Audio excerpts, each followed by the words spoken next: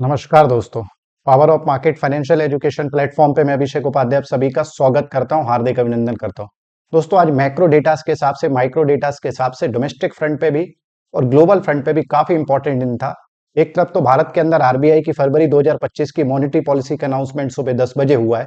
तो समझने की कोशिश करेंगे आज के वीडियो में कि आरबीआई की जो पॉलिसी आई है उसमें मेजर क्या हाईलाइट रहे और मार्केट के अंदर जो वॉलिटिलिटी देखने को मिली है उसके पीछे के प्रमुख कारण क्या है और आपको क्या एक्सपेक्टेशन रखना चाहिए आने वाले दिनों में आरबीआई की जो पॉलिसी निकल के आए है उसका एक ओवरऑल स्टॉक मार्केट के ऊपर, निफ्टी बैंक निफ्टी के ऊपर क्या सब देखने को मिल सकता है। तो डिटेल में आरबीआई की जो फरवरी 2025 की मॉनेटरी पॉलिसी उसका एनालिसिस मिलेगा। साथ ही साथ यूएस मार्केट के अंदर मंथली लेबर मार्केट का जो पेरोल का डेटा निकल के आया उसका एक एनालिसिस होगा।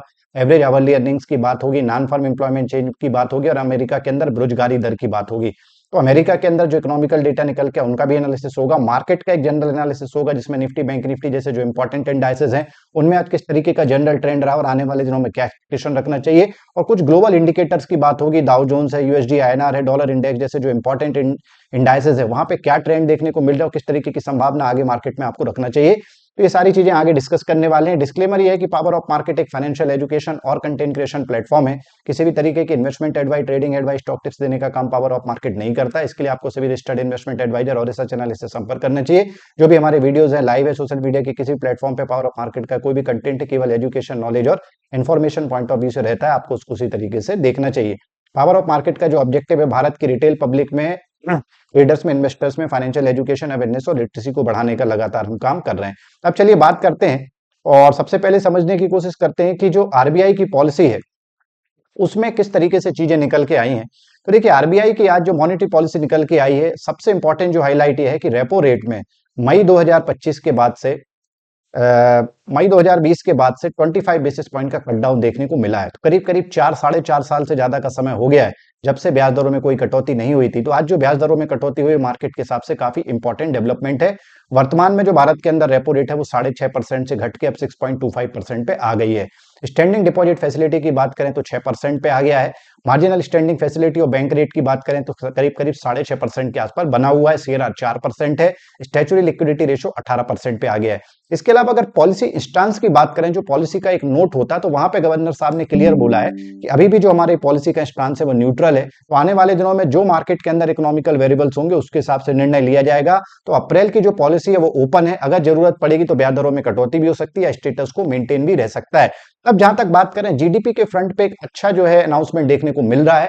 FY25 के लिए आरबीआई ने जो फोरकास्टिंग की है वो 6.4% की है। ये बात जरूर है कि पिछली जो फोरकास्टिंग थी वो 6.6% की थी, तो वहां से 20 बेसिस पॉइंट की कटौती की है। पर अगर आप जो ग्लोबल इंस्टीट्यूशंस है, चाहे वर्ल्ड बैंक की बात करें, इंटरनेशनल मॉनिटरी फंड की बात करें, ज्यादातर ग्लोबल इंस्टीट्यूशंस का मानना था कि भारत की जो FY25 जो वर्तमान में फाइनेंशियल ईयर चल रहा है वहां पे इकोनॉमिक ग्रोथ जो है वो कहीं ना कहीं 6% के आसपास रह सकती है। पर आरबीआई की जो आज फोरकास्टिंग आई है वो पॉजिटिव नोट पे 6.4% के आसपास। FY26 की बात करें तो यहाँ पे और पॉजिटिविटी आपको देखने को मिलेगी। FY25 से करीब करीब 30 बेसिस पॉइंट बढ़ के FY26 की फोरकास्टिंग करीब करीब 6.7% पे आरबीआई ने अनाउंस की है। क्वार्टर वन जो रहेगा वो 6.7% रहेगा, क्वार्टर टू जो है वो 7% रहेगा, क्वार्टर थ्री 6.5% रह सकता है और क्वार्टर फोर 6.5% रह सकता है। तो एक तो वर्तमान फाइनेंशियल ईयर की फोरकास्टिंग पॉजिटिव साइड पे और आने वाला भी जो फाइनेंशियल ईयर है वहां पे फोरकास्टिंग ओवरऑल पूरे ईयर की, जो कि 1 अप्रैल 2025 से 31 मार्च 2026 तक का जो समय है वहां पे भारत की जो जीडीपी की ग्रोथ है वो 6.7% के आसपास रह सकती है। तो ये एक पॉजिटिव साइड पे देखने को मिला है। अब बात करें इन्फ्लेशन की, इन्फ्लेशन में जरूर है कि इस फाइनेंशियल ईयर में जो टारगेट था उसको बढ़ा के 4.8% किया है। पर FY26 की अगर आप टोटल इन्फ्लेशन की बात करेंगे तो उसको घटा के 4.2% किया है, जो मार्केट के हिसाब से काफी पॉजिटिव है। मतलब वर्तमान में जो इन्फ्लेशन चल रहा है इस पूरे फाइनेंशियल ईयर में, वहां से करीब करीब आरबीआई के हिसाब से 60 बेसिस पॉइंट की कटौती अगले फाइनेंशियल ईयर में देखने को मिलेगी। तो इकोनॉमिक ग्रोथ जो है वो आपकी करीब करीब 30 बेसिस पॉइंट बढ़ रही है और इन्फ्लेशन जो है वो आपका घट रहा है। तो दोनों चीजों में एक अच्छा बैलेंस देखने को मिल रहा है। तो जो फोरकास्टिंग हुई है, जो इकोनॉमिक प्रोजेक्शंस किया गया है आरबीआई के गवर्नर साहब के द्वारा, जिनकी आज पहली मॉनेटरी पॉलिसी थी, संजय मल्होत्रा साहब, उनकी तरफ से जो जीडीपी और इन्फ्लेशन के नंबर दिए गए काफी सॉलिड इकोनॉमी के हिसाब से देखने को मिल रहे हैं। दूसरा, उन्होंने कहा है कि भारत की जो इकोनॉमी की वर्तमान कंडीशन है वो काफी रिजिलेंट है, स्ट्रांग है। ये बात जरूर है कि जो ग्लोबल अनसर्टेनिटी है उनकी भी चर्चा की गई है। ग्लोबल अगर हम चैलेंजेस की बात करें, जिस तरीके से डिसइंफ्लेशन की बात है, जियोपॉलिटिकल टेंशन चल रहे हैं, वॉर वगैरह की बात है, या पॉलिसीज को लेकर अमेरिका के अंदर हमने देखा जिस तरफ जब से डोनाल्ड ट्रंप साहब अमेरिका के प्रेसिडेंट बने हैं, इकोनॉमिकल जो फ्रेमवर्क है अमेरिका के या जो पॉलिसीज उनमें लगातार अनसर्टेनिटी देखने को मिल रही है। एक तरफ तो टैरिफ लगाने की बात होती है, फिर उसको 1 महीने के लिए होल्ड कर दिया जाता है, यही कहलाती है बेसिकली अनसर्टेनिटी। इसके अलावा बात की गई है कि जो कोर इन्फ्लेशन का फैक्टर है, that can be increase in future but can be remain moderated. ये देखना होगा जो कोर इन्फ्लेशन होता है, जो आपकी हेडलाइन इन्फ्लेशन है, उसमें से अगर आप जो वॉलेटाइल इन्फ्लेशन होती है, जैसे फूड इन्फ्लेशन है, फ्यूल इन्फ्लेशन है, इसको माइनस कर दें तो जो नंबर निकल के आता है वो कोर इन्फ्लेशन कहलाता है। और हाउस होल्ड कंजम्पशन की भी बात की गई, जैसा कि आप जानते हैं कि बजट के अंदर भी जो पर्सनल इनकम टैक्स में छूट दी गई है, उसके द्वारा ऐसा लग रहा है कि जो डिस्पोजेबल इनकम है वो बढ़ेगी। उसी की चर्चा आरबीआई गवर्नर साहब ने आज की मॉनेटरी पॉलिसी में की है। कंजम्पशन थीम आने वाले दिनों में बहुत सारे ऐसे सेक्टर्स होते हैं जिनके माध्यम से आप कंजम्पशन थीम को प्ले आउट कर सकते हैं, चाहे एफएमसीजी की बात करें, कंज्यूमर ड्यूरेबल्स की बात करें, मोबाइल बनाने वाली कंपनियों की बात करें, गाड़ियां बनाने वाली कंपनियों की बात करें, टू व्हीलर कंपनीज की बात करें। ये सारी जो बेसिकली थीम होती है, ये कंजम्पशन होती है, जहां पे भी जो नॉर्मल पब्लिक है, जो भारत का कंज्यूमर है, वो जहां पे भी जाके पैसा खर्च करेगा, जैसे ट्रेवल एंड टूरिज्म है, होटल इंडस्ट्री है, हॉस्पिटैलिटी, वहां पे कहीं ना कहीं आपको एक आने वाले अगले 2 से 3 क्वार्टर में एक अच्छी ग्रोथ देखने को मिल सकती है सेक्टर वाइज। इसके अलावा एनबीएफसी को लेके कहा गया है कि जो ओवरऑल सिस्टमैटिक पैरामीटर्स हैं काफी स्टेबल और हेल्दी है। तो ओवरऑल आरबीआई की जो आज पॉलिसी निकल के आई मार्केट के हिसाब से पॉजिटिव है। ये बात जरूर है कि मार्केट में आपको अच्छी खासी वॉलिटिलिटी देखने को मिली है, तो आप समझने की कोशिश करते हैं कि इसके पीछे के प्रमुख कारण क्या है, तो सीधा चल रहे हैं टेक्निकल सेटअप पे। लेकिन निफ्टी की अगर हम बात करें, 2-3 बातें आज का पूरे दिन का अगर आप मार्केट देखेंगे तो उतार चढ़ाव आपको देखने को मिला है। इसलिए हम हमेशा आपसे कहते हैं कि जब भी आरबीआई की पॉलिसी आना, उस दिन थोड़ा सा आपको अलर्ट रहना चाहिए। वैसे भी आज शुक्रवार का दिन था, तो मार्केट में आपको एक प्रॉफिट बुकिंग देखने को, नॉर्मल प्रॉफिट बुकिंग आती है। अच्छी बात यह है कि आज भी जो निफ्टी की क्लोजिंग है वो 23,500 के इंपॉर्टेंट लेवल के ऊपर देखने को मिली है। आज की जो निफ्टी की क्लोजिंग है वो 23,560 के आसपास देखने को मिली है। अब आने वाले दिनों में अगर अपन बात करें तो सबसे इंपॉर्टेंट जो रेसिस्टेंस है निफ्टी में वो है 23,800। जब तक निफ्टी अब 23,800 के ऊपर नहीं निकलता, कोई भी स्ट्रेंथ आने की संभावना कम है। एक बार 23,800 के लेवल को क्रॉस करता है तो जो फर्दर इंपॉर्टेंट रेसिस्टेंस है वो 24,000 के आसपास देखने को मिल सकता है। जहां तक इंपॉर्टेंट सपोर्ट की बात करें, इंट्राडे बेसिस पे 23,400 के आसपास आज फिर मार्केट ने एक बार सपोर्ट लिया और आप देख सकते हैं यहां से फिर आपको बाउंस देखने को मिला है।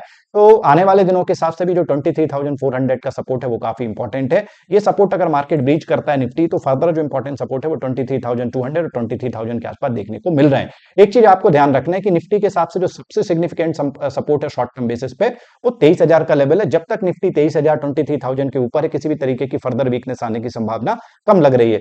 सीधा चलते हैं और निफ्टी का एक बार ऑप्शन चेन भी देखते हैं कि आज आरबीआई की पॉलिसी के दिन किस तरीके के पुट राइटर कॉल राइटर की एक्टिविटीज हुई हैं, और एक डेरिवेटिव डेटा एनालिसिस आपके सामने रखने की कोशिश कर रहा है। जो कॉन्ट्रैक्ट आपके सामने रेफरेंस के लिए ले रहे हैं वो है 13 फरवरी का कॉन्ट्रैक्ट ले रहे हैं, केवल रेफरेंस पॉइंट ऑफ व्यू से। देखिए अगर बात करें 23,500 पे आज अच्छी पुट राइटिंग देखने को मिली है।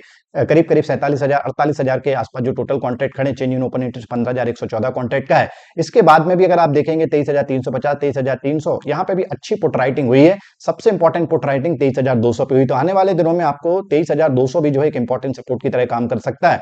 वहां पे 52,800 के आसपास टोटल ओपन इंटरेस्ट खड़े हैं, और जो चेंज इन ओपन इंटरेस्ट है 34,372 कॉन्ट्रैक्ट का है। तो ओवरऑल अगर अपन out the money put writers की बात करें तो अच्छी राइटिंग आपको देखने को मिली है। In the money put writers की 23,650 23,700 पे थोड़ा अनवाइंडिंग भी आपको देखने को मिली है। अब बात करते हैं कि कॉल राइटर की एक्टिविटी क्या रही है। तो देखिए 23,700 पे एक तरफ पुट राइटर की अनवाइंडिंग है, तो कॉल राइटर मजबूती से खड़ा हुआ है। तो आने वाले दिनों में 23,700 के आसपास भी आपको कुछ सेलिंग प्रेशर देखने को मिल सकता है। 62,000 के आसपास टोटल कॉन्ट्रैक्ट खड़े, change in open interest 15,050 contract के आसपास का है। अगर बात करें इसके बाद में तो 23,800 से लेकर 24,000 के बीच में भी काफी रेसिस्टेंस है। तो आने वाले दिनों में जब तक निफ्टी 24,000 के इंपॉर्टेंट रेसिस्टेंस को क्रॉस नहीं करता, फर्दर स्ट्रेंथ आने की संभावना कम है। 24,000 पे करीब करीब 1,12,180 कॉन्ट्रैक्ट खड़े, change in open interest 48,220 contract का है।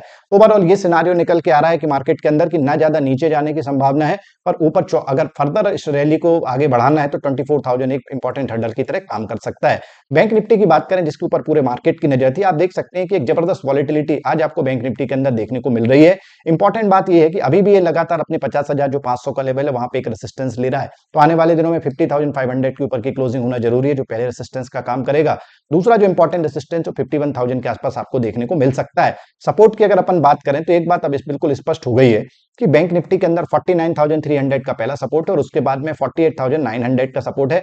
जब तक बैंक निफ्टी 48,900 के नीचे नहीं जाता, तब तक कोई फर्दर वीकनेस आने की संभावना कम है। ओवरऑल जो बैंक निफ्टी का भी सेटअप है वो एक रिकवरी फेज में आपको देखने को आने वाले दिनों में मिल सकता है। इसके बाद सेंसेक्स की अगर बात करें तो देखिए सेंसेक्स के अंदर एक साइडवेज टू नेगेटिव ट्रेंड देखने को मिला है। करीब करीब 200 पॉइंट की प्रॉफिट बुकिंग हुई है, 77,860 के आसपास क्लोजिंग हुई है। पहला इंपॉर्टेंट रेसिस्टेंस 79,200 का, उसके ऊपर निकलने पे 80,000 तक के रेसिस्टेंस आपको देखने को मिल सकते हैं। अगर सेंसेक्स 80,000 के ऊपर निकलता है तो जो शॉर्ट टर्म का ट्रेंड है वो पॉजिटिव डायरेक्शन में कन्वर्ट हो सकता है। 76,800 के आसपास पहला सपोर्ट है, उसके नीचे जाने पे जो इंपॉर्टेंट सपोर्ट है वो 76,200 पे। एक बात आपको ध्यान रखना है, कोई भी क्लोजिंग अगर सेंसेक्स की 76,200 के नीचे होती है तो आने वाले दिनों में जो बड़ा ट्रेंड है वो भी नेगेटिव साइड पे हो सकता है। मिड कैप जो है लगातार साइडवेज चल रहा है, 12,500 के आसपास रेसिस्टेंस है और नीचे की तरफ जो सपोर्ट है वो 11,700 11,500 का। ओवरऑल एक साइडवेज ट्रेंड आज भी मिड कैप के अंदर देखने को मिला है। अब बात करते हैं कि अमेरिका के अंदर आज जो एवरेज आवरली अर्निंग्स या जो नॉन फर्म एम्प्लॉयमेंट चेंज वगैरह के जो डेटा निकल के आए हैं, ओवरऑल अगर अपन डेटा की बात करें तो जो नॉन फर्म एम्प्लॉयमेंट चेंज का डेटा निकल के आया वो थोड़ा सा नेगेटिव साइड पे देखने को मिल रहा है। इससे आपको ये पता चलता है कि अमेरिका के अंदर एग्रीकल्चर सेक्टर को छोड़ के जो अदर सेक्टर हैं जैसे मैन्युफैक्चरिंग है, माइनिंग है, कंस्ट्रक्शन है, यूटिलिटी है, वहां पे जो नंबर ऑफ पीपल जहां पे जिनको जॉब मिला है या जो एम्प्लॉयमेंट में चेंज आया है वो थोड़ा सा घट के आया है, जो मार्केट की एक्सपेक्टेशन थी। मतलब जो घट के आया पिछले डेटा से भी कमजोर आया है और जो अलग अलग एजेंसियों ने फोरकास्टिंग की थी उससे भी कम नंबर निकल के आया, तो थोड़ा सा ये नेगेटिव लग रहा है। इसके अलावा अमेरिका में जो बेरोजगारी दर है वो अभी भी 4% के आसपास देखने को मिल रही है। तो ओवरऑल अगर अपन डाउ जोन्स के टेक्निकल सेटअप की बात करें, रात में देखना होगा किस तरीके से पैन आउट होता है। रात में आपको इन्फ्लेशन एक्सपेक्टेशन का भी डेटा निकल के आएगा। संभावना ये लग रही है कि जो इन्फ्लेशन एक्सपेक्टेशन का डेटा है वो 3.2 से 3.4% के बीच में रह सकता है। अगर ये 3.2 3.4% के बीच में रहता है तो फिर मार्केट के लिए फर्दर वीकनेस आपको देखने को मिल सकती है। अभी करीब करीब 125 पॉइंट के आसपास नीचे चल रहा है। इंपॉर्टेंट सपोर्ट 43,900 का है और रेसिस्टेंस 45,000 के आसपास देखने को मिल रहा है। पहले ग्लोबल इंडिकेटर अगर अपन यूएसडी आईएनआर की बात करें तो देखिए यूएसडी आईएनआर का जो ट्रेंड है वो लगातार हमारे मार्केट के लिए परेशानियां पैदा कर रहा है और आप देख सकते हैं कि ये लगातार ऊपर की तरफ जा रहा है और आज भी जो संकेत है वो काफी नेगेटिव रहे हमारे मार्केट के लिए। तो हमारे मार्केट के लिए सबसे बड़ा कंसर्न अभी वर्तमान में बना हुआ है वो भारत का रुपया, जो कि डॉलर के विद रिस्पेक्ट में लगातार कमजोर हो रहा है। सपोर्ट 86.1 के आसपास है और रेसिस्टेंस जो है वो 88 के आसपास है। अगर ये 88 के ऊपर निकल जाता है तो हमारे मार्केट में आपको फर्दर वीकनेस देखने को मिल सकती है। अब बात करते हैं डॉलर इंडेक्स की। देखिए डॉलर इंडेक्स भी लगातार यही इंडिकेट कर रहा है कि थोड़ा सा जो ग्लोबल इंडिकेटर्स हमारे मार्केट के लिए नेगेटिव है। 107.45 के आसपास चल रहा है, 106.50 के आसपास इंपॉर्टेंट सपोर्ट है, 110 का रेसिस्टेंस है। 110 या उसके ऊपर निकलता है तो हमारे मार्केट के लिए काफी नेगेटिव हो सकता है। आज अमेरिका का बॉन्ड मार्केट देखना होगा क्योंकि यहाँ से थोड़ा सा कल हमारे लिए रिलीफ देखने को मिल रही थी। तो अब देखते हैं कि इंट्राडे बेसिस पे अमेरिका का 10 ईयर बॉन्ड लेके यहाँ पे भी थोड़ा सा रिकवरी हो गई है, तो ये हमारे मार्केट के लिए अच्छा नहीं है कि जो बॉन्ड डील है वो आज उसका जो ट्रेंड है वो पॉजिटिव साइड पे जा रहा है। सपोर्ट 4.25 का है और रेसिस्टेंस करीब करीब 4.8 के आसपास देखने को मिल रहा है। एक बार के लिए अपन इंटरनेशनल मार्केट में क्रूड ऑयल का भी देख लेते हैं कि किस तरीके से क्रूड ऑयल का एक सेटअप लग रहा है। देखिए क्रूड ऑयल एक साइडवेज ट्रेंड में चल रहा है। ऊपर $78 पर बैरल का रेसिस्टेंस है, उसके बाद में $82 पर बैरल का रेसिस्टेंस है, नीचे $72 का सपोर्ट है। ओवरऑल जो क्रूड ऑयल की प्राइस ग्लोबल मार्केट में उससे हमें कोई ज्यादा भी चिंता करने की जरूरत नहीं है। अब ओवरऑल अगर अपन बात करें जो आज इकोनॉमिकल फैक्टर्स निकल के आए, जैसे बैंक ऑफ इंग्लैंड ने मॉनेटरी पॉलिसी में 25 बेसिस पॉइंट की कल कटौती की है। आज भारत ने अपनी मॉनेटरी पॉलिसी में कटौती की है। अमेरिका ऑलरेडी 100 बेसिस पॉइंट की कटौती कर चुका है। तो ओवरऑल अगर सारी चीजों को अपन इंटरप्रिटेट करें तो एक बात निकल के आ रही है कि आने वाले दिनों में मार्केट के अंदर जो कई सारे बड़े फैक्टर्स हैं, चाहे अपन इकोनॉमिकल पॉलिसीज की बात करें तो अमेरिका के अंदर जिस तरीके से स्टेप उठाए जा रहे हैं उसके कंपैरिजन में अगर हम भारत के अंदर बजट में देखें तो काफी पॉजिटिव बूस्टअप देखने को मिल रहा है, खासकर पर्सनल इनकम टैक्स में। तो ये एक बड़ा पॉजिटिव ट्रिगर रहा है बजट हमारे मार्केट के लिए। दूसरी बात है कि हमारे यहाँ जो मॉनेटरी पॉलिसी में मई 2020 के बाद से कोई इंटरेस्ट रेट में कटौती नहीं की गई थी, तो आने वाले दिनों में संभावना लग रही है कि भारत के अंदर भी आपको और इंटरेस्ट रेट में कटौती देखने को मिल सकती है। और हो सकता है, कुछ एक्सपर्ट का ही मानना है कि भारत के अंदर भी जो रेपो रेट है वो अभी 6.25% हो गई है। हो सकता है आने वाले दिनों में लगातार कटौती के बाद में ये जो है फाइनेंशियल ईयर 26 में 5.5% तक जा सकती है। क्रेडिट ग्रोथ बैंकों की बढ़ेगी और बैंकों की जब क्रेडिट ग्रोथ बढ़ेगी तो किसी भी देश की इकोनॉमी में या मार्केट के अंदर जो बैंक निफ्टी या जो बैंकिंग सेक्टर्स होता है उनका अच्छा खासा कंट्रीब्यूशन होता है। तो भारत की अगर बात करें तो बैंक निफ्टी में अगर पिकअप होता है तो उसका पॉजिटिव आपको एक ट्रैक्शन निफ्टी के अंदर भी देखने को मिलेगा। तो ओवरऑल मार्केट को लेके एनबीएफसी सेक्टर के अंदर ऑलरेडी आप पॉजिटिव आउटलुक देख रहे हैं। कोई भी एनबीएफसी सेक्टर की आप कंपनी देखेंगे पिछले 7-8 दिन के अंदर एक जबरदस्त मोमेंटम देखने को मिल रहा है। आज भी एनबीएफसी सेक्टर को लेकर जो गवर्नर साहब ने बोला है कि जो पैरामीटर्स है नॉन बैंकिंग फाइनेंशियल कंपनीज में वहां पे मजबूती देखने को मिल रही है। एक बात आपको ध्यान रखना है कि जो गवर्नर साहब ने प्रोजेक्शन किया है, अगर अपन फाइनेंशियल ईयर 26 को 6.7 और 4.2 इसको अगर अपन ऐड करते हैं 6.7 और 4.2, तो अगर अपन नॉमिनल जीडीपी निकालते हैं एज पर आरबीआई तो करीब करीब 10.9 के आसपास आता है। तो हमारी जो क्रेडिट ग्रोथ है उसको कम से कम 15% से लेकर 18% के बीच में होना पड़ेगा। अगर भारत की जो क्रेडिट ग्रोथ है, जो बैंकों के अंदर एनबीएफसी के अंदर जो लोन ग्रोथ है, क्रेडिट ग्रोथ है, अगर वो 15% के ऊपर निकल जाती है फिर आने वाले दिनों में हमारे मार्केट के अंदर आपको एक जबरदस्त एक्सपांशन देखने को मिल सकता है। केवल एक ही अभी चिंता सता रही है, वो चिंता यह है कि भारत के अंदर जो कंपनियों के रिजल्ट्स निकल के आ रहे हैं, कुछ कंपनीज को अगर आप छोड़ दें तो ज्यादातर जो लार्ज कैप कंपनीज है वो खासकर मिड कैप और स्मॉल कैप में जबरदस्त पिटाई देखने को मिल रही है। बहुत सारे सेक्टर ऐसे हैं जहां पे जो कंपनियों के रिजल्ट्स निकल के हैं काफी निराशा वाले, खासकर केमिकल सेक्टर की बात करें, पेंट इंडस्ट्री की बात करें, टायर वगैरह के जो सेक्टर है वहां पे भी अगर अपन बात करें, कुछ बैंकों के अंदर भी नेगेटिविटी है। तो ओवरऑल कई आईटी सेक्टर के अंदर भी कई कंपनियों में हमने प्रेशर देखा है। तो एफएमसीजी में भी कई जगह प्रेशर देखने को मिल रहा है। तो ये बात जरूर है कि भारत के अगर अपन रिजल्ट्स की बात करें तो Q2 Q3 के जो नंबर्स निकल के आए हैं FY25 के, वहां पे निराशा हाथ लग रही है और अब हम लास्ट क्वार्टर में अंतर जा रहे हैं। अब जो हमारा मेन फोकस है वो है जीडीपी के नंबर के ऊपर और इन्फ्लेशन के नंबर के ऊपर। देखिए, इन्फ्लेशन का नंबर 12 तारीख को आएगा, अमेरिका में भी अगले वीक में आपको इन्फ्लेशन का नंबर आना है जिसके ऊपर मार्केट की नजर रहेगी।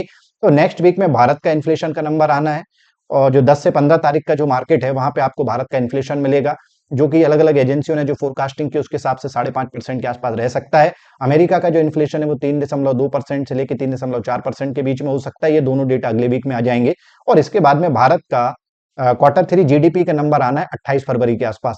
तो ये कुछ डेटा हैं जो मार्केट के लिए आगे काफी इंपॉर्टेंट होंगे और आपको चिंता करने की जरूरत नहीं है अगर आप पावर ऑफ मार्केट के साथ में जुड़े हुए हैं। चाहे कोई भी जियो इकोनॉमिकल टॉपिक्स हो, मैक्रो इकोनॉमिकल फैक्टर्स हो, माइक्रो इकोनॉमिकल फैक्टर्स हो, ग्लोबल फैक्टर्स हो, डोमेस्टिक फैक्टर्स हो, सारे इंपॉर्टेंट जो भी ऐसे फैक्टर जो मार्केट को डायरेक्टली इनडायरेक्टली प्रभावित करते हैं, पावर ऑफ मार्केट लगातार आपको यूट्यूब चैनल के माध्यम से, टेलीग्राम चैनल के माध्यम से, व्हाट्सएप चैनल के माध्यम से लगातार आपको अपडेट देता है। तो हमारी कोशिश ये रहेगी इसी तरीके से आपको एजुकेटेड, अवेयर और इन्फॉर्म करते रहें। उम्मीद करते हैं अगर आज का वीडियो आपको पसंद आया है तो आप इसे लाइक शेयर सब्सक्राइब करेंगे और अगर आपके मन में फिर भी कोई क्वेश्चंस बचे तो रात में हमारी जो यूट्यूब लाइव है उसमें आप कनेक्ट हो सकते हैं। Thank you very much, good night.